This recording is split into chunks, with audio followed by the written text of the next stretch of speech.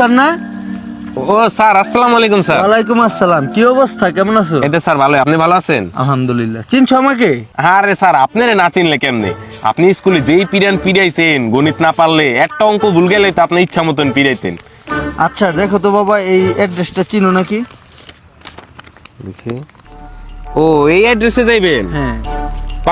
ঠিক আছে, তাহলে এই অ্যাড্রেসে যাইতে হইলে আপনি প্রথম এদিক থেকে 90 মিটার যাইবেন। 90 মিটার, হ্যাঁ বরাবর যাবেন 90 মিটার। 90 মিটার যাওয়ার পর 45 ডিগ্রি অ্যাঙ্গেলে বামে ঘুরবেন। বামে? হ্যাঁ, 45 ডিগ্রি অ্যাঙ্গেলে বামে গেলে সামনে যা দেখবেন একটা পুকুর, ঠিক আছে? পুকুর। পুকুরের ডাইন দিকে যাইতে হবে, কিন্তু ডাইন দিকে কত মিটার যাইতে হবে এটা আসলে আমার জানা নাই। মনে করেন এক্স মিটার যাইতে হবে। হ্যাঁ, মনে করেন এক্স মিটার আপনার সব বাম দিকে যাইতে হবে।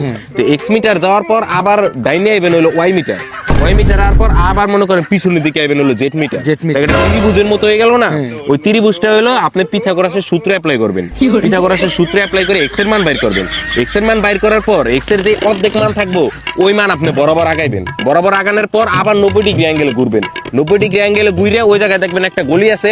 ওই গলিটার নাম মনে করেন জানি না, ওই গলিটার নাম মনে করেন নেন আপনি এ, ঠিক আছে? তারপর আপনি a প্লাস বি হোল স্কয়ারের সূত্র বহাইবেন। এরপর আপনি যে মানটা বেরাইবো ওটার cos থিটা মারবেন। cos থিটা মারলে আপনার যত উত্তর আইবো অত মিটার সামনে গেলে আপনি এই যে এই অ্যাড্রেসে যাইতে পারবেন। ধরেন मेरे तो एल लग गए